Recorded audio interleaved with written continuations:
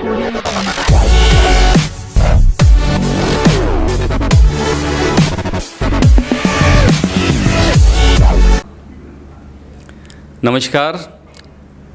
Malhar communication आयोजित, जळगाव दाल परिवार आणि नवरंग चहा प्रायोजित हॉबी डूबीडूच्या या मंचावरती मी रामचंद्र पाटील आपल्या सर्वांचं मनपूर्वक हार्दिक स्वागत करतो.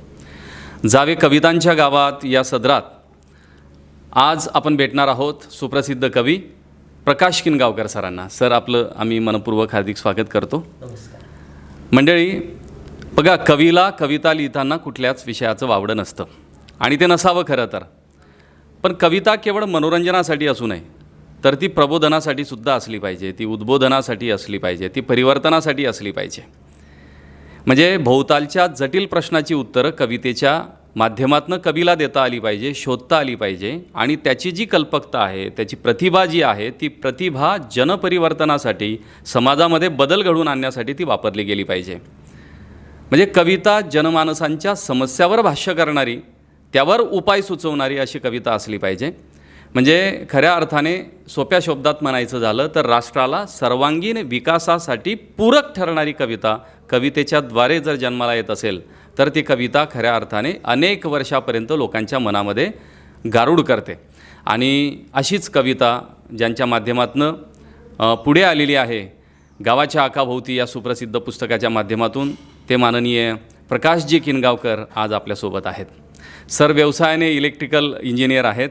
म्हणजे महाराष्ट्र राज्य वीज वितरण कंपनीत ज्युनियर इंजिनियर, उपअभियंता म्हणून सरांनी नोकरी केली आहे. पण कवितेच्या गावात सर इतके रमले की शेवटी त्यांनी नोकरी सोडली आणि पूर्ण समर्पण हे कवितेला त्यांनी दिलेलं आहे.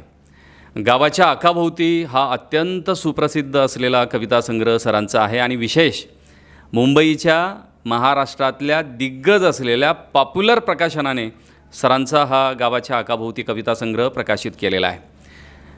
या कविता संग्रहाला महाराष्ट्राचा सुप्रसिद्ध असलेला नामवंत बालकवी पुरस्कार प्राप्त झालेला आहे.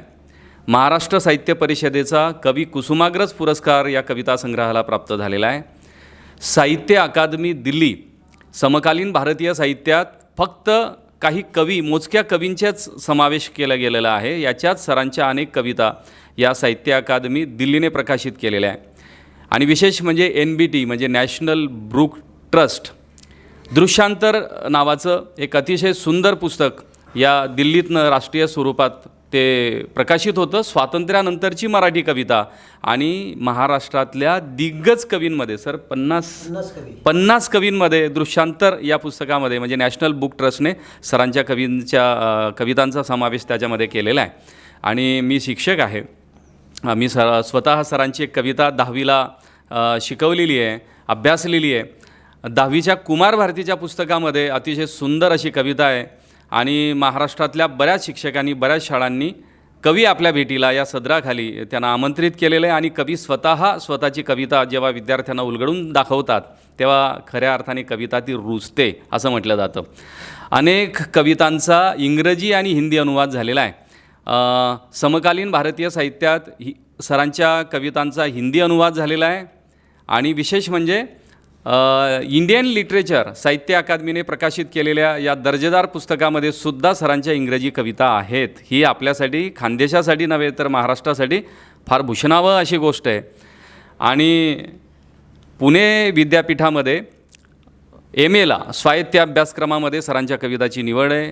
कवयित्री बहिणाबाई चौधरी उत्तर महाराष्ट्र विद्यापीठात म्हणजे सरांच्या पुस्तकावरती गावाच्या आकाभोवती एक आकलन प्राध्यापक महेंद्र सोनवणे यांनी MPhil केलेली आहे. आणि प्रकाश किनगावकरांच्या कविता म्हणून डॉक्टर संजय बोरवडे यांनी PhD पण सरांच्या कवितांवर केलेली आहे. असे कवी म्हणजे हे आपलं भूषण आहे की त्यांना ऐकलं पाहिजे की ज्यांच्यावरती PhD केली जाते, ज्यांच्या कविता संग्रहांवर MPhil केली जाते, राष्ट्रीय पातळीवरच्या दर्जेदार असलेल्या प्रकाशन संस्थांनी ज्यांची दखल घेतली आणि त्याच्यामध्ये त्यांच्या कविता येतात, असे कवी आपल्या भेटीला येतात. ही खरं तर आपल्यासाठी अत्यंत पर्वणी आहे अशा माणसांना ऐकणं. सर, मी आपले मनपूर्वक हार्दिक स्वागत करतो पुन्हा एकदा. आणि एक प्रश्न आपल्याला सुरुवातीला मी विचारतो की इलेक्ट्रिकल इंजिनियर खरं तर हा टेक्निकल विषय सर, आणि MSCB म्हणजे आता तर MSEBीवर आपण भाष्य करू नये, पण एक साहित्यिक या अंगाने तुम्ही महाराष्ट्र राज्य वीज वितरणमध्ये अनेकांच्या तारा जोडलेल्या आहेत. अनेकांचा अंधार दूर करण्याचा प्रयत्न केलेला आहे. कित्येक घरांमध्ये प्रकाश पोहोचवण्याचं काम केलं सर. पण तरीही तुम्ही तोच धागा पकडत कदाचित तिथली नोकरी अर्ध्यातनं सोडून म्हणजे VRS घेऊन तुम्ही पूर्णतः जीवनाच्या म्हणजे लोकांच्या जीवनात जो अंधकार पसरलेला आहे, तो अज्ञानाचा असेल, दुःखाचा असेल, यातनेचा असेल, वेदनेचा असेल, तो तुमच्या साहित्याच्या मार्फत प्रकाशित करण्याचं काम करता ही आमच्यासाठी भूषणाव गोष्ट आहे. पण तरी इलेक्ट्रिकल इंजिनियर, MSEB ते साहित्य प्रवास याबद्दल आपण स्टार्ट करूया सर. सर, तसं आमच्या घरामध्ये काही वातावरण नव्हतं लिखाणाचं किंवा साहित्याच्या संबंधात काहीच गंध नव्हता. वडील बिगरीतून उठले. बिगरी म्हणजे पहिलीच्या अगोदर जे असतं आपलं सिनियर KG वगैरे म्हणतो आता आपण ते इंग्रजीत, पण ते तिथून उठले. त्यांना अक्षर ओळख नव्हती. आईने शाळेचं तोंडही बघितलं नाही. पण मला आठवतं वडिलांकडे अकबर बिरबलच्या कथांच्या पुस्तकं होती. आम्ही लहान होतो तेव्हा, आम्हाला शाळेतही जात नव्हतो. आणि अजून सहदेव भादडी वगैरे वाचायचे. नंतर शिवलीलामृत वगैरे वाचायचे. तर असं काही गुल सरोवर नावाच्या एक गोष्टींचं पुस्तकं वगैरे त्यांच्याकडे होती असं मला आता आठवतं. पण वडिलांना खूप चित्रपट बघण्याचा शौक होता. आणि आमच्या घराला लागून, आमचं घर अगदी शेवटी आहे गावाच्या, त्याला लागून 200 फुटावरती टुरिंग टॉकीज होती आमच्या गावात. ती पावसाळ्यात बंद राहायची आणि नंतर उन्हाळा आणि हिवाळ्यात फक्त राहायचं. ओपन थिएटर म्हणू आपण त्याला. तर वडिलांना असा शौक होता की पहिल्याच दिवशी पहिला शो बघायला पाहिजे. दुसरा दिवस पण नाही, दुसरा शो पण नाही त्या दिवसाचा. तर ते गर्दीमध्ये घुसायचे आणि ते तिकीट काढून ते बघायचे. मग तो चित्रपट जर चांगला असेल तर मग आम्हाला न्यायचे. तर असे अनेक चित्रपट त्यांनी आम्हाला दाखवले.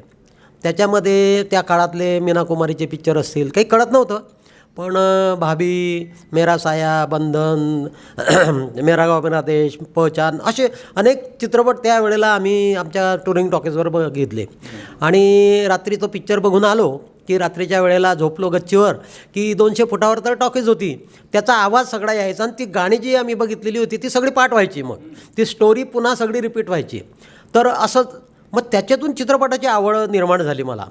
आणि त्याच्यानंतर पुढे जसं मी कॉलेजला वगैरे जायला लागलो तर मी गुलशन नंदाची पॉकेट बुक घ्यायला लागलो. बरं का, गाण्यांची, मुकेशच्या गाण्यांची आवड तेव्हा निर्माण झाली. तर छोटी पुस्तकं आणि गुलशन नंदा आणि असे पॉकेट बुक्स हिंदीचे अनेक वाचलेत मी. त्याच्यानंतर क्रिकेटची आवड झाली, क्रिकेट जगत वगैरे वाचलं, पिक्चरांचे मासिकं वाचले. आणि हा टप्पा असा त्या वडिलांच्या थ्रू जे काही मिळालं ते इथपर्यंत आलं. आमचं घर म्हणजे कुणब्याचं घर. त्याच्यामध्ये काय, दरवाजा उघडला की बाजूला दोरखंड, नंतर खुरपं, विळा, अमुक डमुक, जोतं, शिव्या अशा पडलेल्या. सुगीचे दिवस असले तर बाजूवर दाण्यांचा ढीग, घडवंचीवरती पोत्यांचा ढीग, कापसाचं हे सगळं. म्हणजे घरभर जर चालायचं तर पाहायला दाणे बिलगणारे अशी अवस्था. तिकडे बैतन, इकडे हे, तिकडे ते. अशा घरामध्ये पुस्तकांना जागा कुठे राहणार सर. पण तरी आवड लागली पुस्तकांची. याच्या मागे काही कारणं मला दिसतात की मी जेव्हा 4थी 5वी 6वीला किनगावच्या जिल्हा परिषदच्या शाळेत होतो ना, तेव्हा देरा महाजन नावाचे एक शिक्षक होते मला. आणि ते इतके सुंदर पद्धतीने कविता शिकवायचे की त्यावेळेला केशवसुतांची एक खेडे नावाची कविता होती मला. बरं, सह्यागिरीच्या पाय त्याला सुपिक रम्य खोरे कोकणामध्ये एक वगैरे अशी एक कविता. बालकवींची कविता होती. पाऊस नावाची. थबधबली ओ थुंबुनी खाली आली, जलदा आली मज दिसली सायंकाली. किंवा औदुंबर होती. ऐल तटावर पैल तटावर हिरवाळी घेऊन, निळा सावळा झरा वाहतो बेटा बेटातून, 4 घरांचे गावाचे मुकले पहिलं टेकडीकडे, शेतमळ्याची दाट पसरली हिरवी गर्दी पुढे. अशा ह्या कविता. नारायण वामन टिळकांची कविता होती, सुशीला नावाची कविता. सुशीलेच्या शाळेस सुटी झाली, मनी मुलगी ती फार फार झाली, म्हणे आता भेटेल मला आई प्रिय ताई, बाप भाऊ प्रिय ताई आणि माई. अशा ह्या कविता. किंवा केवढे क्रोरे नावाची कविता. क्षणोक्षणी पडे उठे परिबडे उडे बापडी. अशा ह्या कवितांनी तेव्हा वेड लावलं. बरं का. भारत आंब्यांची सायंकाळची शोभा होती, ती एक अतिशय आवडती कविता. बरं का. तर ह्या कविता आमचे ते देरा महाजन सर जे होते, गुरुजी जे होते, ते क्लासच्या शेवटचा जो पिरियड राहायचा त्याच्यात सगळं पाठ करायला लावायचे. पाढे आणि कविता असं सगळं चालायचं. आणि तेव्हा कुठेतरी ह्या कवितांनी मला वेड लावलं. पण मध्ये काकांकडे जेव्हा शिकायला गेलो त्यावेळेला 8वी 9वी 10वी मी अतिशय टेन्शनमध्ये होतो, कारण गाव सोडलेलं, 12-13व्या वर्षी आईबापाची आठवण यायची. आणि त्यामुळे मी गावाकडे सपास झालेला विद्यार्थी होतो. ॲक्च्युअली 7वीला अगदी सपास होतो, वरच्या वर्गात ढकलण्यात आलेला असा विद्यार्थी होतो. 8वी 9वी 10वी मी अतिशय तिकडे काठावर पास झालो. पण मॅट्रिकला 11वी मॅट्रिक होते आणि बोरवलीच्या शाळेत होतो मी. आणि तिथे इतकं सुंदर शिकवायचे, अतिशय दर्जेदार शाळा. आणि त्या शाळेत असताना मला नारायण सुर्व्यांची कविता होती, कठीण होत आहे. आणि व्यंकटेश माडगुळकरांची काळी आई नावाची कथा होती. तर म्हातारे आप्पा असतात आणि त्या रोगराईमध्ये त्यांची पत्नी आणि त्यांचा मुलगा गेलेला असतो. ते एकटे असतात. गुराढोरांचं आणि शेतीचं आता होत नसतं, म्हणून ते जमीन जुमला विकायला काढतात. आणि आलेल्या पैशांवर आपण गुजराण करू, राहिलेले दिवस पूर्ण करू असं ते ठरवलेलं असतं. म्हणून ते अखेरचं आपल्या काळ्या आईला म्हणजे शेतात येतात आणि सगळं शेत बघतात. त्यांनी त्या काळ्या आईची सेवा अतिशय मनोभावे केलेली असते. आणि शेवटची ती भेट जी आहे, मला बोरवलीच्या शाळेत शिक्षक शिकवत होते, पण मला माझा मळा दिसत होता, माझं शेत दिसत होतं. मळ्यात त्या म्हाताऱ्या आप्पांच्या ऐवजी माझे आजोबा दिसत होते. की त्या कथेमध्ये वडाचं झाड आहे, त्याच्या खाली आप्पा बसलेले असतात. मला माझ्या आंब्याचं झाड होतं माझ्या शेतात, तिथे माझे आजोबा बसलेले आहे. आणि ते काठी टेकत टेकत घरात शेताच्या चारीमेर फिरतायत असं दृश्य मला ते दिसत होतं. इतकी ती सुंदर कथा होती. इंजिन नावाची कथा आनंद यादवांची होती. त्यानेही एकदम पीड पाडला होता तेव्हा.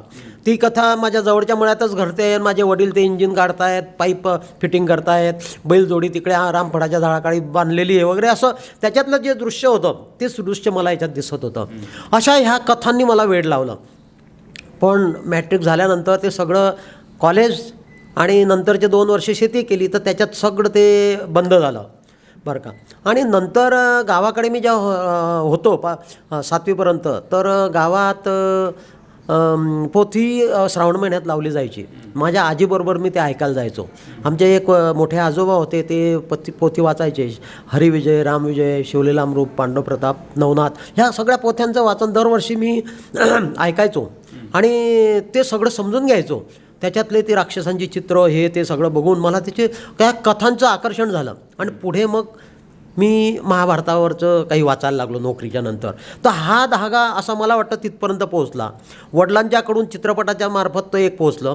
आणि शालेय शिक्षणातून आपण साहित्याकडे बघू शकतो हे एक पोहोचलं. आणि नोकरीला लागल्यानंतर मग पुढे स्वतःची पुस्तकं असावीत असं एक मला वाटलं. कारण काय झालं सर, माझा काका जो होता एक सगळ्यात लहान, तो माझ्यापेक्षा 1 वर्ष पुढे होता. आणि त्याला सेकंड हँड पुस्तकं मिळायची आणि त्याची थर्ड हँडेड पुस्तकं मग मला मिळायची. म्हणजे गणिताचं पुस्तक जर घेतलं तर आलेखाचं प्रकरण गायब राहायचं. नंतर मराठीचं घेतलं तर संत साहित्य गायब राहायचं. मग मला असं वाटायला लागलं की नाही, आपली स्वतःच्या मालकीची कोरी पुस्तकं असावीत. आणि त्या ईर्षेतून म्हणा किंवा त्या ह्याच्यातून मी लायब्ररी लावली नाही सर, माझ्या घरात मी लायब्ररी तयार केली. सगळी कोरी लाखो रुपयाची पुस्तकं घरात आहेत, ती वाचायची. आपलं पाहिजे तेव्हा ते पुस्तक काढायचं. माडगुळकरांनी म्हटलं आहे की आपली स्वतःची लायब्ररी असावी, शिडी लावायची आणि वरच्या उंच जागेवरचं पुस्तक काढायचं, वाचायचं आणि पुन्हा ठेवून द्यायचं बरं का. ज्या घरात जाल, ज्या खोलीत जाल, हात लावला की पुस्तक दिसलं पाहिजे. माझ्या हॉलमध्ये जर आलात तर तिथे सगळी सत्यकथेचे आता 2 खंड आहे, बासी मर्डेकरांचे 10 पुस्तकं समीक्षेची मागवलेली आहेत, अशी सगळी हिंदीची पुस्तकं आत्ता जे आलेले ते पुस्तक आत्ता. हां, नंतर बेडमध्ये गेलो तर हिंदी साहित्याचे काहीतरी मी वाचतोय आता अलीकडे. अभ्यासाच्या खोलीत गेलो तर जुने सत्यकथेचे अंक आहेत किंवा असं सगळं घरभर हात लावू तिथे पुस्तक पाहिजे अशी माझी एक इच्छा होती. आणि ते मला जळगावला मिळतं आहे म्हणून मी एकदम खुश असतो जळगावात. म्हणतात ना ते, ज्याच्या घरात नाही पुस्तकाचं कपाट त्याचं घर कधी पण होऊ शकतं सपाट. म्हणजे ग्रंथातनं माणूस समृद्ध होऊ शकतो, याची अनेक उत्तम उदाहरणं महाराष्ट्राने पाहिलेली आहेत.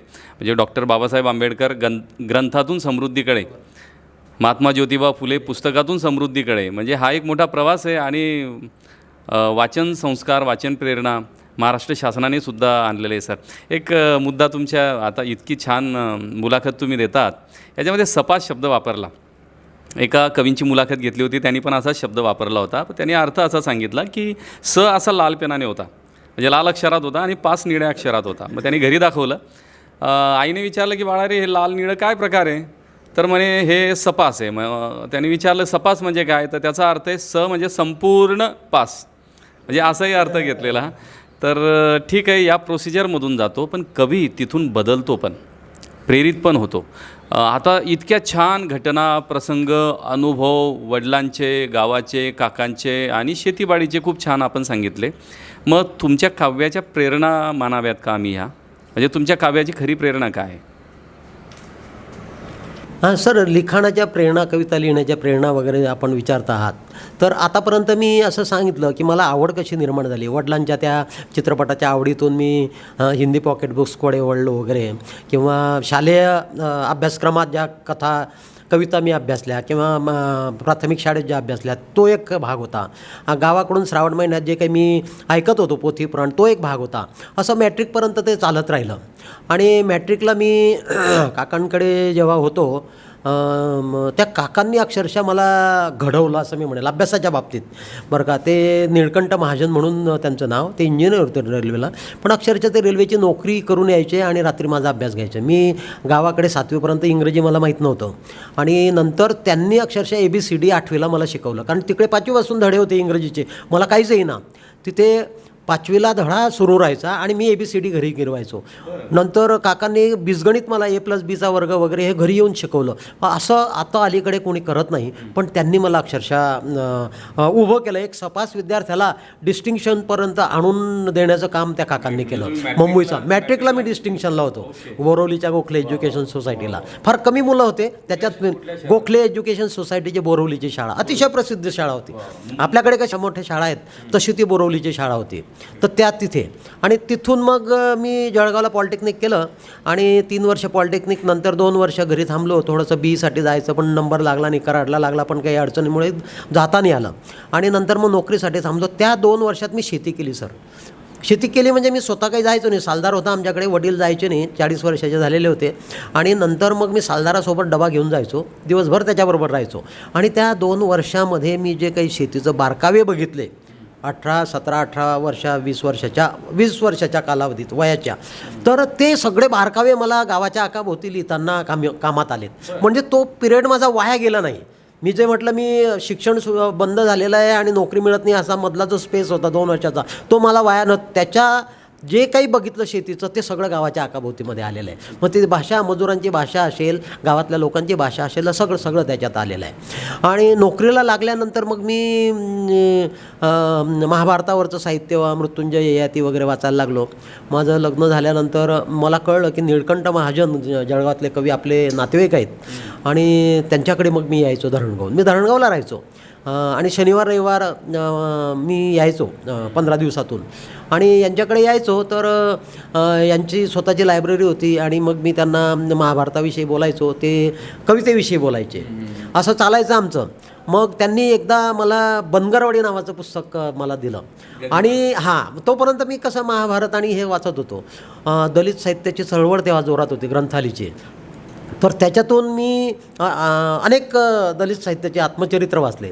बलूत, नंतर उपरा, उचल्या, अक्करमाशी, तराळ अंतराळ, ही सगळ्या आत्मचरित्रांनी मला प्रचंड झपाटलं.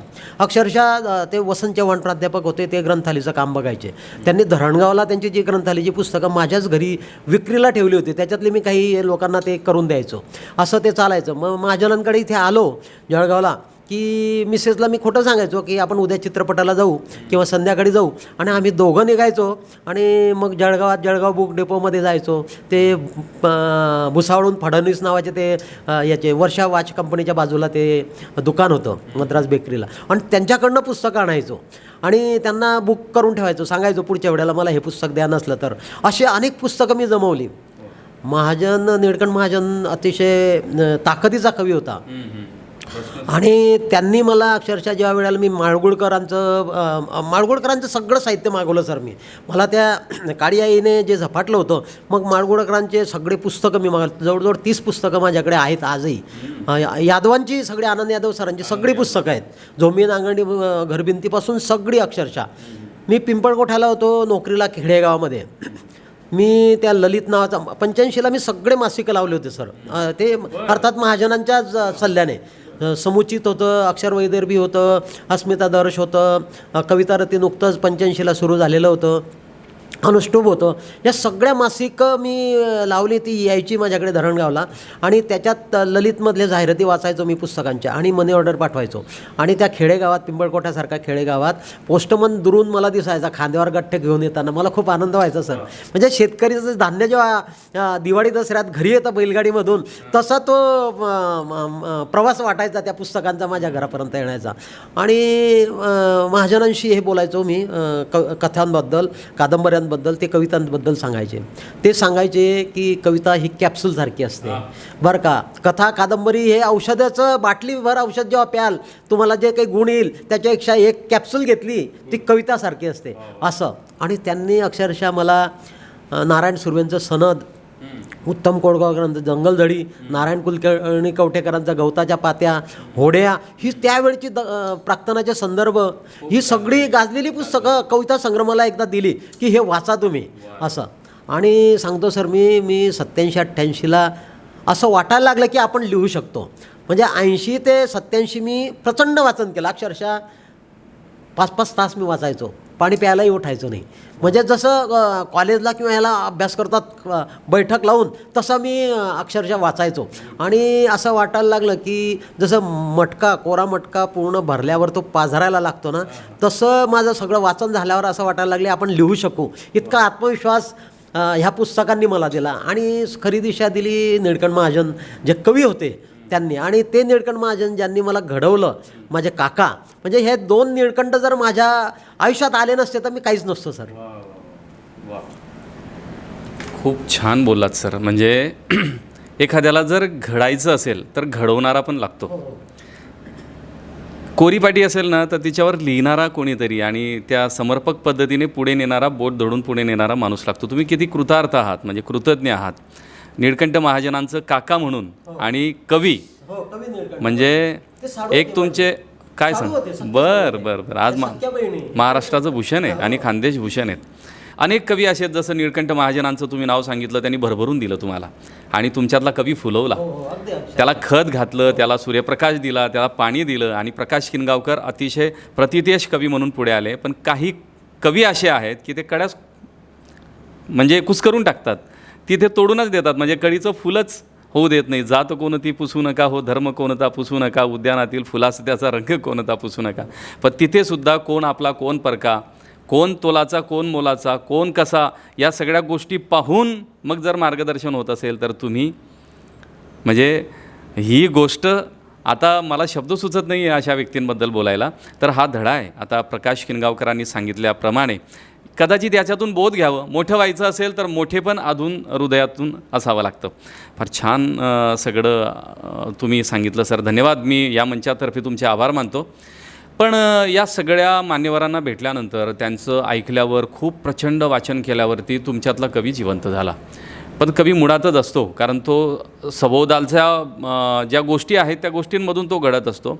तरी कविता सुचण्याची एक प्रक्रिया आहे, ती लगेच काही लिहिता येत नाही. आणि लिखाणाची पण एक पद्धत असते सर. तर ती ही जी प्रोसिजर आहे ना, तर तुम्ही नेमकी कविता कशी सुचते आणि कशी लिखाण करतात, म्हणजे त्या पद्धतीबद्दल आम्हाला फार आवडेल ऐकायला. सर, महाजन सरांनी कविता मला जेव्हा वाचून दाखवल्या, त्यांचे आवडते कवी होते वसंत आबाजी डहाके, महानोर.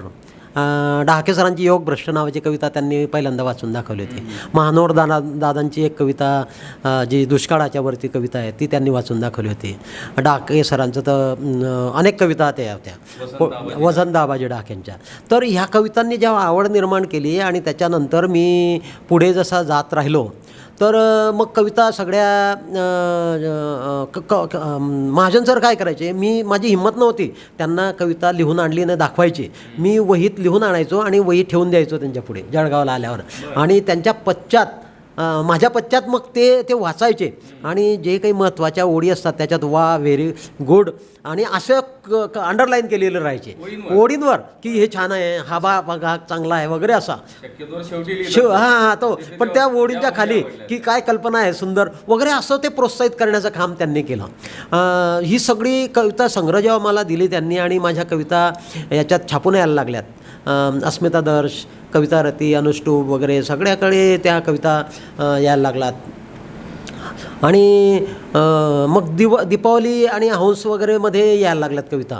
अशा ह्या कविता येत गेल्यात आणि 95च्या आसपास माझं मौजने कविता पहिल्यांदा स्वीकारली.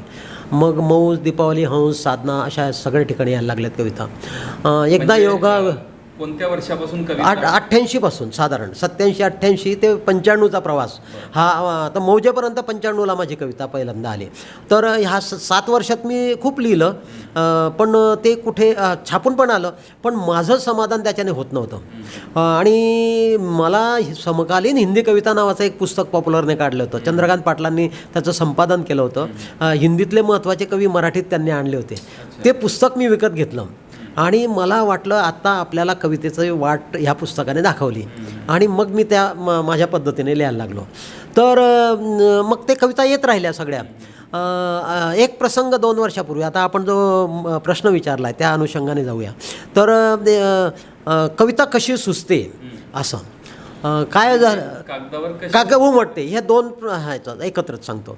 तर एकदा 2-3 वर्षापूर्वीची गोष्ट आहे. करोनाच्या जस्ट अगोदर दाराशी, इथे जळगावातलंच घटना होती. दाराशी गाय आलेली आणि मग मी ती गाय आली म्हणून आपण तिला अर्धी पोळी मी घरातून मागवली आणि गरम पोळी होती ती तिला खायला दिली. तर तिने त्या पोळीला तोंड नाही लावलं सर, बरं का. फक्त बघितलं आणि ती तिथून निघून गेली आणि उकरेड्यावर गेली आणि तिथे काहीतरी चघळत राहिली, बरं का. मग ती पोळी मी उचलली, बाजूला कुत्रा होता त्याच्या पुढे टाकली. त्याने फक्त हुंगलं आणि तो पण चालला गेला सर. मग मला प्रश्न पडला की हे असं का होतं आहे, हे गरम आहे पदार्थ पोळी आणि हे खात नाही आहे. मग मला सगळं मागचं आठवत गेलं की गावाकडे आजोबा जेवणाच्या अगोदर एक चतकोर तुकडा भाकरीचा काढून ठेवत गाई वासरासाठी, की हा वासराला खाऊ घालायचा आणि जेवण झाल्यावर ते वासराला खाऊ घालायचे. वासराला खाऊ घातल्यावर ते वासरू जिभेने त्यांचा हात, पोळी खाऊन झाल्यावर हात भाकरी खाऊन झाल्यावर हात चाटत राही.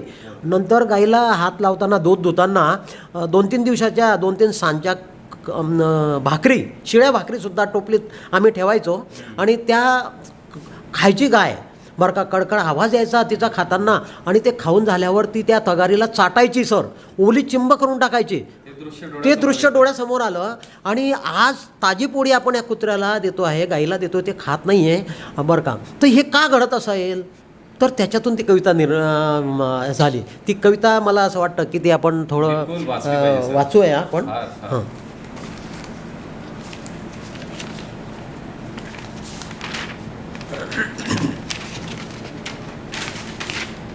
कवितेचं नाव आहे निसर्गाची भाषा. दारी गाय आल्यावर घासभर भाकरीचा तुकडा तिला खायला दिला. दारी गाय आल्यावर घासभर भाकरीचा तुकडा तिला खायला दिला. तर मान हलवून ती पुढे गेली आणि उकिरड्यावरील कागद, केरकचरा व कचकडा चगळू लागली. मग मी ती भाकरी कुत्र्यापुढे टाकली तर नुसतंच हुंगून तोही दूर निघून गेला. परवा धान्य वाळत घातलं होतं तेव्हा वाटलं पाखरांचा परा येऊन ते फस्त करील, पण चिटपाखरूही फिरकलं नाही. मला आठवलं तेव्हा आजोबा जेवणाआधी ताटात भाकरीचा चतकोर तुकडा गाईचा घास म्हणून काढून ठेवीत असत. मला आठवलं तेव्हा आजोबा जेवणाआधी ताटात भाकरीचा चतकोर तुकडा गाईचा घास म्हणून काढून ठेवीत असत. मग गोठ्यात जाऊन वासराला तो खाऊ घालीत. नंतर काकवीच्या बोटांसारखं खूप वेळ वासरू त्यांचा हात कोपरापर्यंत चाटत राही. माई गाय धुताना शिळ्या भाकरीचे तुकडे तिच्या पुढ्यात ठेवी. मग सर्व खाऊन झाल्यावरही वासरासारखं चाटून गाय परातीला ओली चिंब करून टाकत असे. पण आता तसं काही राहिलं नाही. प्रश्न पडतोय, कुठे गेला घास बलका खाऊनही दारातच बसून आपल्याकडे टुकटुक पाहणारा कुत्रा? कुठे गेला घास बलका खाऊनही दारातच बसून आपल्याकडे टुकटुक पाहणारा कुत्रा? कुठे गेल्यात भातकुलासाठी आजीभोवती गोळा होणाऱ्या नातवंडांसारख्या धान्य पाखडताना सुपातून खाली पडलेल्या दाण्यांना टिपणाऱ्या चिमण्या? कुणी म्हणतं माणसांवरचा त्यांचा विश्वास उडून गेला आहे, कुणी म्हणतं माणसांवरचा त्यांचा विश्वास उडून गेला आहे, कुणी सांगतं त्यांच्या जिभेची चव बदलून गेली आहे. लोक काही बाई सांगत राहतात. मला वाटतं पशुपक्ष्यांनाच अधिक कळत असावी माणसापेक्षा निसर्गाची भाषा.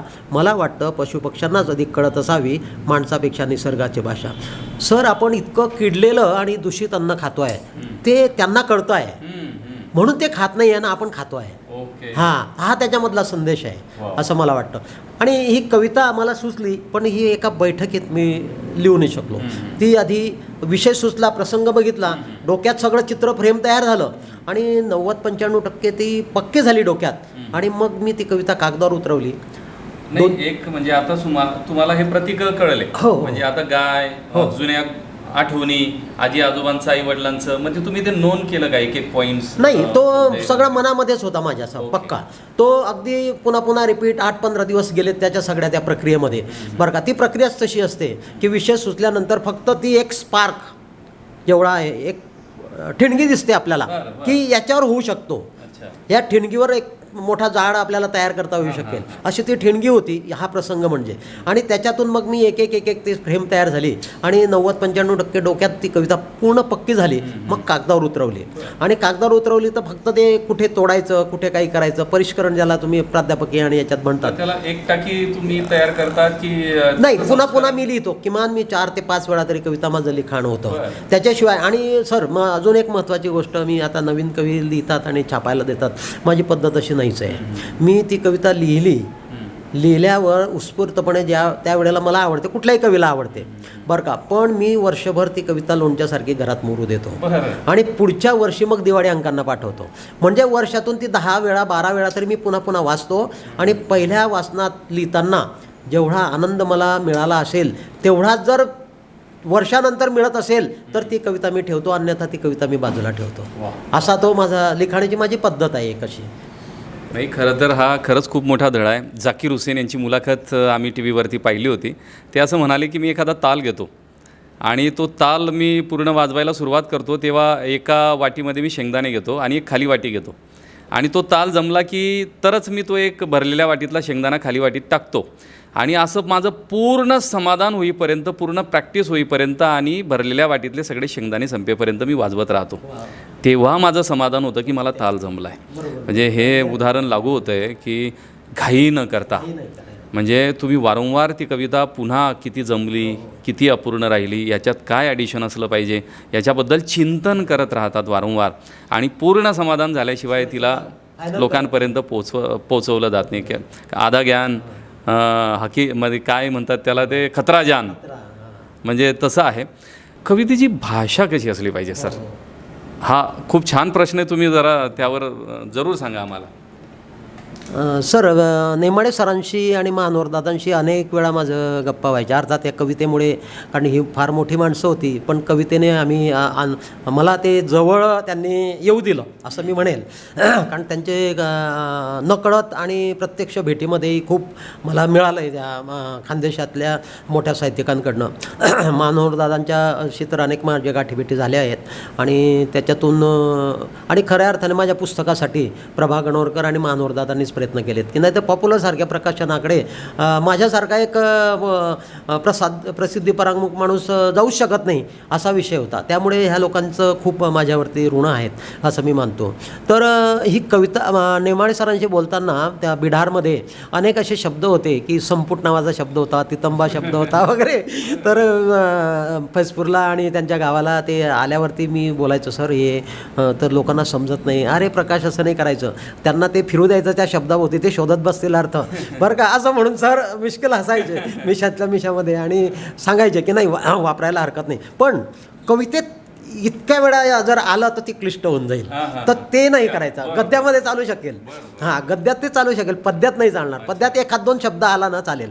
तर मग मग मी ठरवलं की नाही, पद्यामध्ये एक दोन शब्द आपला अस्सल ग्रामीण शब्द त्याची गरज म्हणून, मुद्दाम म्हणून नाही, मुद्दाम ओढून ताणून तर अजिबात नाही, पण गरज म्हणून तो आहे ना, तर तिथे वापरलाच पाहिजे आपला मूळ शब्द. आणि आपले शब्द आपण जर वापरणार नाही आहोत तर कोण येणार आहे ते शब्द जिवंत ठेवायला? आपली जबाबदारी आहे आपली भाषा खानदेश म्हणून जिवंत ठेवण्याची. आणि ते लिखित रूपात आलं तरच जिवंत राहणार सर. तोंडी तर सगळं वाहून जातं. सौबका एक लेखा आपण म्हणतो, तर त्याप्रमाणे लिखित रूपात ती शब्द जिवंत सर, आपल्या कवितेमध्ये बऱ्याचदा खानदेशी ग्रामीण भाषेतले, बोलीभाषेतले शब्द येतात.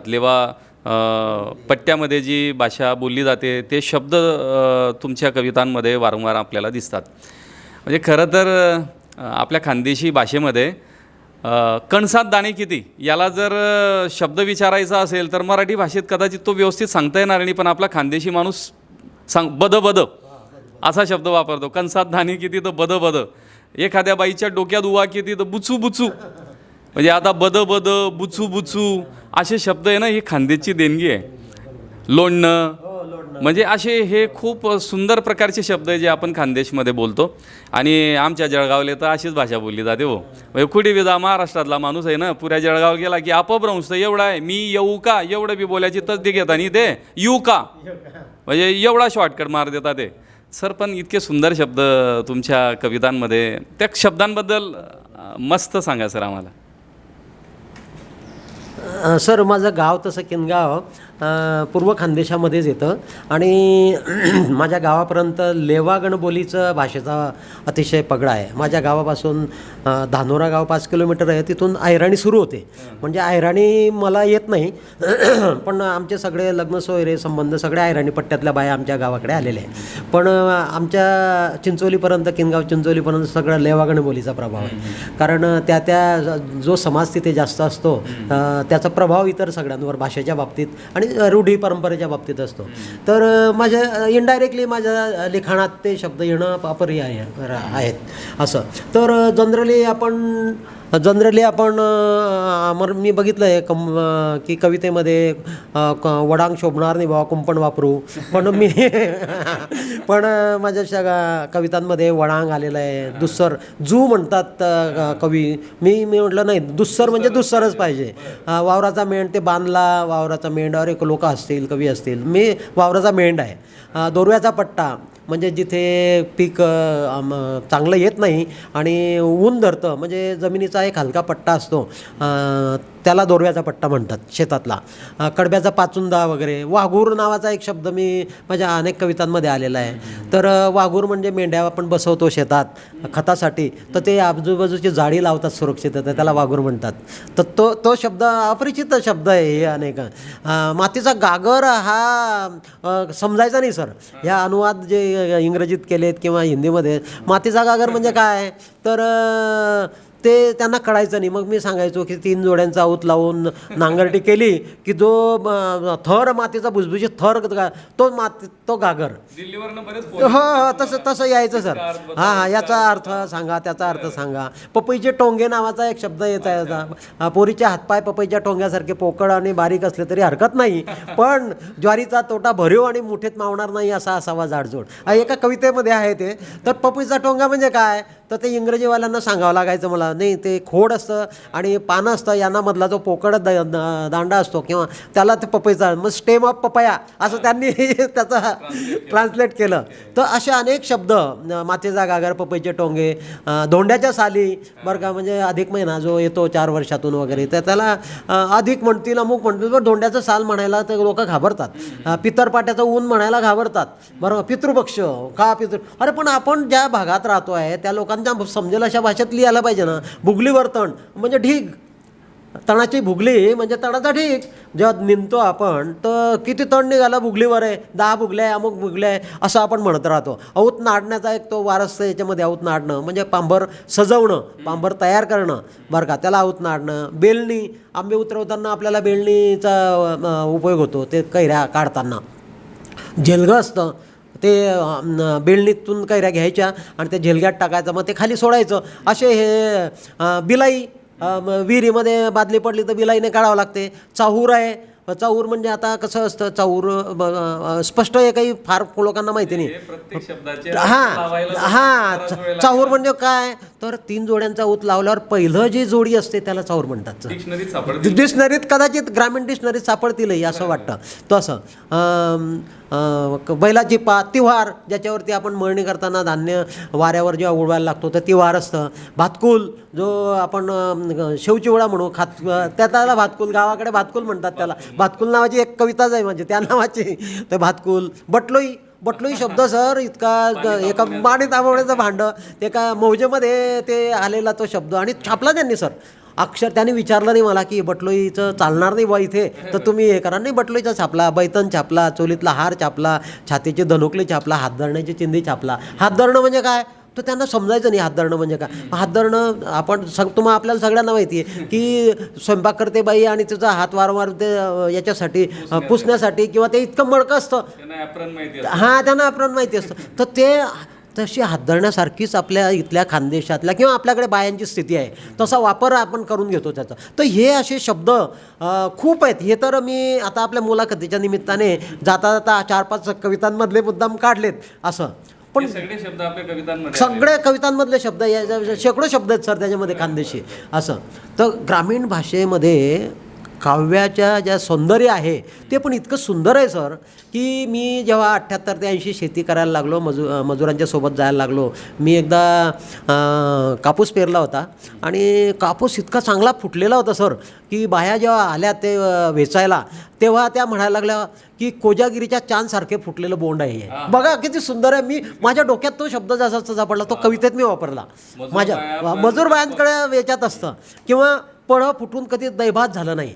दैभात होणं काय प्रक्रिया आहे म्हणजे दही आणि भात ताटामध्ये टाकल्यावर जे शुभ्रता येते ना तसं पळं फुटलेलं असतं. म्हणजे जागोजाग कैऱ्या फुटलेल्या असतात आणि सगळं पांढरं शुभ्र वावर दिसतं. कपाशीचं त्याला दैभात होणं असं म्हणतात बरं का. कुणबी दिवाळीत शहाणा होतो अक्षरशः वडील तर किंवा सगळेच लोक म्हणायचे की कुणबीला तर पावसाळ्यात तो धान्य पेरतो आणि नेमकं पाऊस येईल अमुक येईल धान्य खराब होईल पण हे पेरलं असतं तर बरं झालं असतं म्हणजे तो दिवाळीत तो शहाणा होतो असं त्या अर्थाने अनेक हे आहे. आणि गावाकडे तुम्ही जेव्हा ते बारीक सूक्ष्मपणे बघतात किंवा मी बघायचो तर तेव्हा पाऊस पडला रोहिण्यांमध्ये 24 मेला तर वडील असं म्हणायचे रोहिण्यांनी अंडे गाळले मृग कोरडा जाईल. म्हणजे आता जर रोहिण्यात पाऊस पडला आहे तर मृगात पाऊस येणार नाही बरं का. अंदाज त्यांचा किती सुंदर अंदाज राहायचा की बरोबर राहायचा की आता मृगात पाऊस पडला ना तर आता पण त्याच्याने फायदा असा होणार आहे की आता जे पाऊस पडेल त्याच्याने तण सगळं निघून जाईल आणि ते आपण वखरून टाकू मजूर बाया लागणार नाहीत बरं का. म्हणजे त्या ओळी अशा होत्या रोहिण्यांनी अंडे गाळले मृग कोरडा जाईल वावराची ढाणी होऊन एखादी निंदणी वाचेल. ही अशा पद्धतीच्या ओळी गावाकडून मजुरांकडून शेतीवाती जे कष्टकऱ्यांकडून मी घेतल्या आणि माझ्या कवितेमध्ये त्या वापरल्या सर बरं का. आणि आपल्या बोलण्यातून एक आलं की सोपी भाषा आपण का वापरतो. क्लिष्ट भाषा 30 कविता श्रेष्ठ वगैरे ते ज्याचा त्याचा आकलनाचा आहे भाग आहे. पण मी वाचलेलं आहे केनियाचा लेखक गुगी नावाचा होता. तो त्या भाषेला तेव्हा केनियाच्या त्या भाषेला लिपी नव्हती. तो इंग्रजीत लिहायचा सर आणि ते छापून आलं त्याचं नाव झालं. पण जेव्हा लिपी मिळाली त्या भाषेला तेव्हा त्याने ठरवलं की मी इंग्रजीत नाही लिहिणार मी माझ्या भाषेत लिहीन. कारण मी कोणाचं लिहितो आहे तर माझ्याच लोकांचं लिहितो आहे आणि माझ्या लोकांसाठी मी लिहितो आणि त्यांना जर ते समजलंच नाही तर माझा लिखाणाचा उपयोग काय तर त्याच भाषेत मी लिहिलं पाहिजे असा तो लेखक गुगी जो आहे. तर मला वाटतं बहिणाबाई चौधरी किंवा हे जे आता मी नावं घेतलं हे अतिशय सोप्या भाषेत लिहितात. तर आपण का लिहू नये उगाच कठीण भाषेत लिहून कविते रसिकांपासून लांब नेणं काही बरोबर नाही असं मला वाटतं. जिथे जन्मलो ती माती आणि ज्यांच्यात वाढलो ती नाती माणसाने विसरायची नसतात. म्हणजे मातीत मरणारे कैक असतात पण मातीसाठी मरणारे मातीसाठी काहीतरी करणारे मात्र फार थोडी लोकं असतात जे मातीची जाण ठेवतात. लोक ग्रामीण भागातनं शिकून पुढे जातात सर. आपल्या गावातनं शिकून पुढे गेले की ते गावाकडे परत येत नाही. म्हणजे ते शहरात येतात नोकरी करतात हप्त्याने संसार करतात बाल्याची माय बाली 10x10ची खोली या पलीकडे त्यांचं जीवच नाही. म्हणजे माझीच गाडी माझीच माळीन माझ्याच बायकोची गोल गोल साडी या भोवती लोक फिरतात खरं तर. पण मग दुसऱ्यांच्या काही समस्या असतात त्यांची पण झळ आपल्यापर्यंत पोचते आणि त्यांच्या दुःखावरती काहीतरी करता येईल, संवेदना जागृत होईल असं काही उरत नाही. या लोकांसाठी पण धडा आहे की गावाची नाड तुटायला नको. तुमचा कविता संग्रहच मुळात गावगाड्याशी संबंधित आहे. गावाची नाड तुम्ही तुटूनही दिली सर. म्हणजे तुम्ही मुंबईत गेलात परंतु गाव मात्र सोडलं नाही. तर गावाच्या आकाभोवती तर कित्येक लोकांना आख शब्दाचा अर्थ नाही समजत. तर मग तुम्ही आकाभोवती म्हणजे आख हा शब्द कसा घेतला? आख शब्दाचा नेमका अर्थ काय? म्हणजे हे शीर्षक देण्यापाठीमागे तुमचा हेतू काय होता? सर, गावाच्या आकाभोवती म्हणजे गाव केंद्र धरून आजूबाजूचं जे काही आहे जगणं ते त्याच्यामध्ये आलं पाहिजे. मग शेतीवाडीचं असेल, त्या माणसांचं असेल, स्त्रियांचं असेल, मुलांचं असेल किंवा झाडाझुडपांचं, सगळ्यांचं जनावरांपासून सगळं आलं पाहिजे. म्हणजे आपण बैलगाडीचा ॲक्सल जो म्हणतो, तो दांडा असतो लोखंडी, त्याला आख म्हणतो, आख म्हणतो. असं तो लोखंडी की त्याला चाकं दोघं बाजून चढवले असतात आणि त्याच्यावर सगळं ते कठळा त्याच्यावरती असतं आणि तेच मेन तोलणारं असतं बरं का. तर तो ॲक्सल म्हणजे आक आपण असं म्हणतो. म्हणजे मूळ जे आहे माझ्या कवितेचं केंद्रबिंदू तो गाव आहे आणि गावाच्या भोवती फिरणारं जे विश्व आहे किंवा जग आहे ते सगळं त्याच्यात आलेलं आहे, म्हणून मी ते नाव दिलेलं आहे.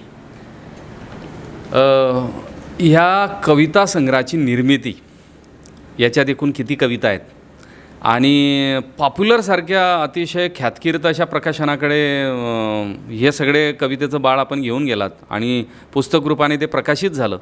तर हा जो प्रवास आहे ना, म्हणजे एखाद्या नवोदित कवीसाठी फार महत्त्वाचं असेल. लोक घाबरतात उत्तम ठिकाणी घेऊन जायला किंवा फार गाजलेल्या प्रतिष्ठित ठिकाणी घेऊन जायला. पण तुम्ही पण नवोदित होतात एकेकाळी आणि हे सगळ्या कविता तुम्ही पॉप्युलरपर्यंत कशा पोहोचवल्यात, मग ते प्रकाशित झाले आणि त्यानंतर ते पुस्तक जेव्हा आलं, लोकांनी वाचलं आणि त्यानंतर लोकांच्या प्रतिक्रिया, या प्रवासाबद्दल ऐकायला आवडेल आम्हाला. सर, साधारण मी 88 ते पासून लिहायला लागलो, पण माझं समाधान होत नव्हतं. 95 नंतर माझं समाधान म्हणजे शेतकरी जसं एखाद्या फळबागायचा पहिला बहार फेकून देतो तसं मी काही कविता, माझ्या 30-40 कविता फेकून दिल्या. अन्य कवितेचं पुस्तक काढतात पण मला ते काही योग्य वाटत नव्हतं.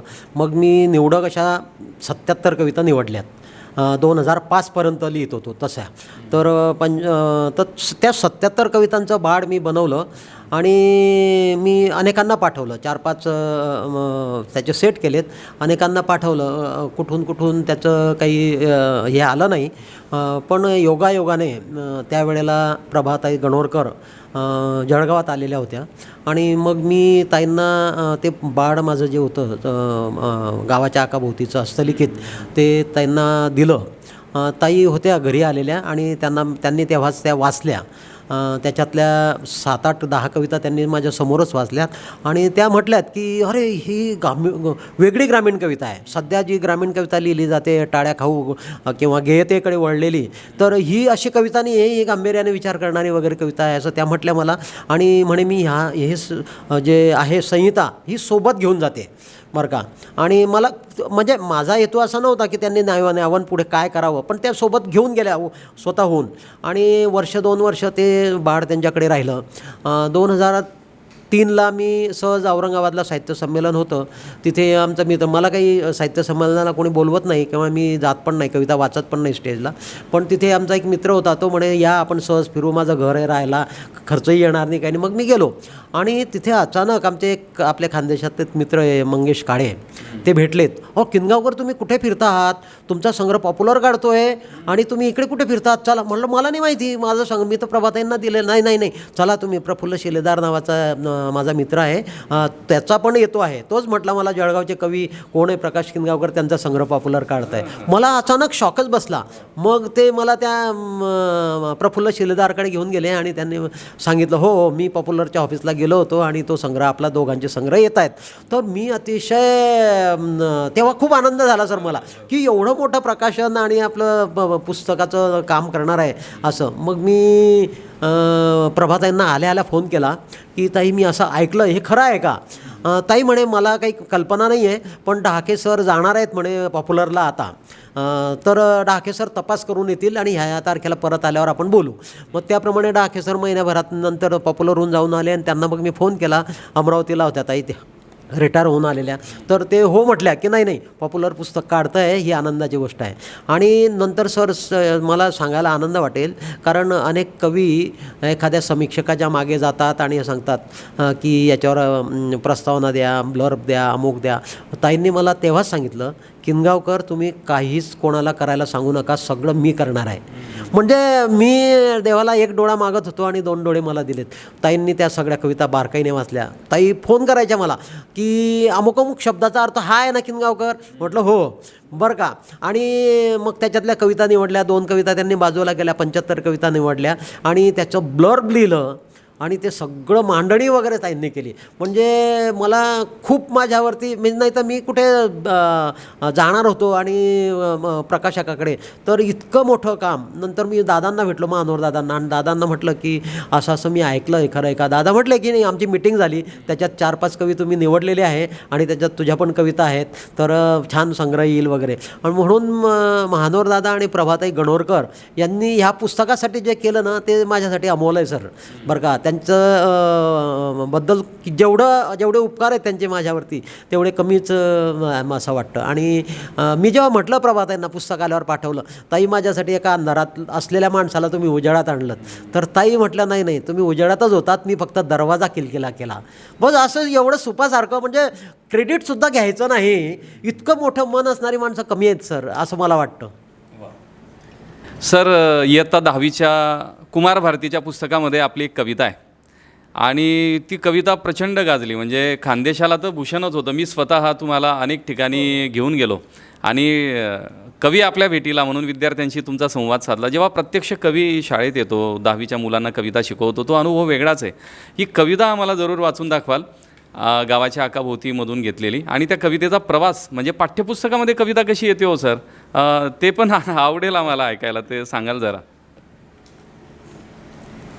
सर पुस्तक आल्यानंतर त्याचं खूप कौतुक झालं. तिकडे उदगीरकडनं 2007ला पुस्तक आलं, नंतर त्याला हे सरकारी पारितोषिक वगैरे मिळाले, हे ठीक आहे. पण मला एक विशेष हे की उदगीरला एक कवी संजय मुळे किंवा असे 2-3 जणांचे फोन यायचे मला, प्रमोद माने वगैरे, की आम्ही 10 कॉपीज मागवल्या, आम्ही एका रूममध्ये सगळे वाचतो आहोत आणि मोबाईल लावलेला आहे गावाकडे, आई आणि वडील ऐकतायत, अशा म्हणजे अशा, आणि ते डसडसा रडतायत त्या विषयाचं. एक परस्पर एक परिसंवाद लातूरला झाला, तो मला माहिती नाही सर, त्याच्यावरती तो परस्पर झाला. तर असं सगळं चालू असतानाच अचानक 2013ला 12-13ला एक अभ्यासक्रमासाठीची पोर्शन समजा नवीन निवडत होते आणि त्या ह्याच्यातले मला माहीत नव्हतं तोपर्यंत ते सदस्य आहेत की नाही, मला माहितीच नव्हतं, कारण मी त्या क्षेत्रातला नाही आहे आणि तो काही मला माहिती असण्याचा प्रश्न नाही. तर एकाचा फोन आला मला त्या समितीत असलेल्यांचा की सर तुम्ही घरी आहात का, मला भेटायला यायचं आहे, तुमचा परिचय पाहिजे. म्हटलं कशासाठी, मी तर घरी आहेस. नाही म्हणून मी आल्यावर सांगेल तुम्हाला. मग ते घरी आलेत आणि त्यांनी सांगितलं मला की असं असं आहे, 10वीच्या कुमार भारतीसाठी तुमची कविता निवडलेली आहे आणि तुम्हाला तुमचा परिचय पाहिजे आणि त्याच्यासाठी कन्सेंट पाहिजे. मी तर हर्षभरीत झालो सर, लोक काय करतात त्याच्यासाठी. आणि मला घरी आलं, ते स्वतः आलेत आणि ते कविताच्या बाबतीत कन्सेंट घेऊन गेलेत, बायोडाटा परिचय घेऊन गेलेत माझा. आणि जी कविता होती ती गावाच्या आकाभोवती नावाची कविता होती. वडिलांच्या कष्टाबद्दल, वडिलांना जे काही आपण अडाणी राहिलो त्याची तिची ठणक आहे आयुष्यभर, पण पोरांनी शिकलं पाहिजे ही जिद्द, अशा आशयाची ती कविता होती, त्याच्या कष्टाबद्दलची कविता होती. ती कविता घेतली असं त्यांनी मला कळवलं. मला पत्रही आलं मंडळाकडनं आणि त्याच्यात एक शब्द होता, म्हणजे मोठेच्या नाड्याचे वड ढुंगणावर असतात, असा एक होता की मोठ चालून चालून. तर त्यांना तो ढुंगण हा शब्द जरा ऑड वाटत होता, खटकला मुलांच्या समोर जेव्हा आपण देतो. तर त्यांनी मग मला विचारलं की याच्याऐवजी दुसरा शब्द पर्याय द्या. मग ढोपर हा शब्द मी त्याच्यात दिला होता. नाही ढोपर हा शब्द दिला होता, जो ग्रामीण शब्द आहे अक्षरशः, कोपर आणि ढोपर असं म्हणतो आपण. तर ढोपर हा शब्द दिला, तो त्यांना आवडला, तो टाकला त्यांनी. नंतर एकदा ते सदस्य जे होते पुण्याला गेले, त्यांनी पुन्हा त्याच्यावर प्रश्नोत्तर वगैरे काढले, सगळं काही झालं. मला फोनही आला तिथून की आता असं असं झालेलं आहे आणि फायनल झालं आहे, आता हे एका दुसऱ्या समितीकडे आम्ही पाठवणार आहोत, पण तोपर्यंत तुम्ही कोणाचाही बोलू नका, कारण याच्यामध्ये खूप खूप खूप राजकारण असतं. ऐन वेळेला कविता बाद होतात किंवा असं असं सगळं त्यांनी मला ते सांगितलं होतं आणि ते कोणाशीच शेअर करू नका ही गोष्ट असं. मग अचानक पहिला फोन मला एप्रिलच्या ह्याच दिवसात एप्रिलच्या 29-30 तारखेला संजय कुमार सोनवणे मित्र आहेत आमचे धरणगावून आला. सर तुमची वारस नावाची कविता अभ्यासाला 10वीला लागलेली आहे. मी तर हेच झालं. कविता दुसरी होती, गावाच्या आकाभोवतीची कविता होती आणि वारस कविता अभ्यासाला लागलेली. अशा गमती कदाचित सर मला असं वाटतं की ती मोठी कविता होती.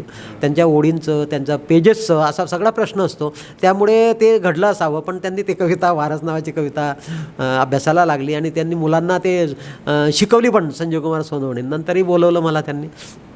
तर असे आणि ती कविता मी जेव्हा शाळेत शिकवायला जायचो तर मुलांना ते काही माहिती राहायचं नाही. पांबर नाडणं म्हणजे काय आहे, वंगणाच्या चिंध्या देणं म्हणजे काय आहे आकाला, किंवा बैलगाठ मारणं म्हणजे काय असतं, की हे त्यांना काही कळायचं नाही सर. पण मी ते अगदी सोपी कविता आहे आणि मी ते सांगायचो. तर ती कविता अशी आहे वारस.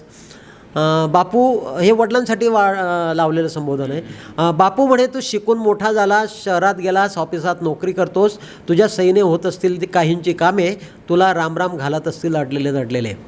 बापू म्हणे तू शिकून मोठा झालास, शहरात गेलास, ऑफिसात नोकरी करतोस, तुझ्या सैन्य होत असतील काहींची कामे, तुला रामराम घालत असतील अडलेले नडलेले. आणि तुझ्या नावासमोर जरी आहे माझे नाव 7/12च्या उतार्यात, तरी तू माझा वारस होऊ शकत नाहीस. जोपर्यंत तुला जमणार नाही मृगात पेरणीचा ऊत नाडणं, जोपर्यंत तुला जमणार नाही मृगात पेरणीचा ऊत नाडणं, चालवून कोळपं तण काढणं, गोठ्यातून वारंवार सुटून जाणाऱ्या ओढाढोराला बैलगाठ मारून खुंट्याला बांधणं आणि बैलगाडीच्या आकाला वंगणाच्या चिंध्या देणं, घरापासून वावरापर्यंत जाय करणाऱ्या असा शेतकरी निव्वळ तो 7/12 माझ्या नावाने आहे, मी नोकरी करेल आणि 7/12 माझ्या नावाने वडिलांनंतर येईल आणि मी मालक होईल शेताचा. आता अशी नाही आहे. त्याला हे सगळे कामं आली पाहिजे सर. ही भूमिका त्याच्यातून मांडलेली होती मी असं.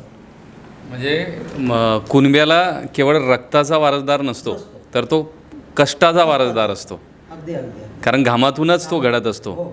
उत्तम सर. हिंदीतनं आणि इंग्रजीतनं पण आपल्या कविता आहेत. एक शेवटची कविता आपण हिंदीतनं आम्हाला वाचून दाखवावी, कारण इतक्या भारत सरकार, दिल्ली नॅशनल बुक ट्रस्ट, साहित्य अकादमी फार चांगली मुशाफिरी. एक हिंदी कविता आपण घेऊया.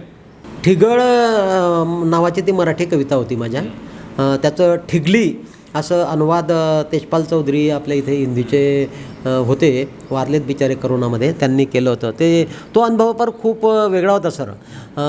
कारण मी त्यांच्याकडे जायचो 2-2 तास ते मला उठू द्यायचे नाही. त्यांना मराठी कविता मी नेऊन द्यायचो आणि मग त्याच्यात ते समजून घ्यायचे. ते मुळात शेतकरी होते, वर्गातून आलेले, आणि ते समजून घ्यायचे त्याचा अर्थ आणि मग त्यांच्या पद्धतीने करायचे. पण अडचणी पण अनेक यायच्या याच्यामध्ये. कारण आपल्याकडे नाडगं नावाचा शब्द असतो की जे विहीर खोदली पण पाणीच लागलेलं नाही आहे. पण उत्तर प्रदेश आणि त्या तिकडे हरियाणामध्ये पाणी लागण्याचा प्रश्नच येत नाही. ते खोदलं म्हणजे पाणी लागतं आणि पाटाचं असतं. त्यामुळे ते म्हणायचे आमच्याकडे नाडग्याला पर्यायी शब्दच नाही आहे असं.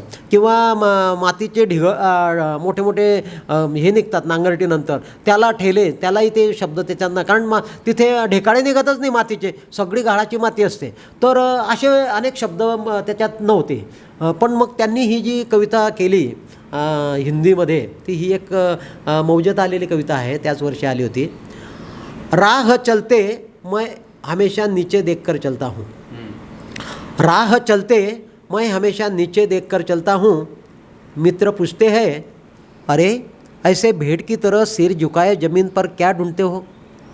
राह चलते मैं हमेशा नीचे देखकर चलता हूँ, मित्र पूछते हैं अरे ऐसे भेड़ की तरह सिर झुकाए ज़मीन पर क्या ढूंढते हो, उन्हें कोई क्या समझाए. ऐसा करने से मैं कई बार ऊंची नीची राह पर लड़खड़ाने से बचा हूँ. ठोकर न लगने से मेरी उंगलियां अभी तक घायल नहीं हुई और इसी कारण मैं अंधेरे में जहरीले कीटे कंकड़ों से भी बचता रहा.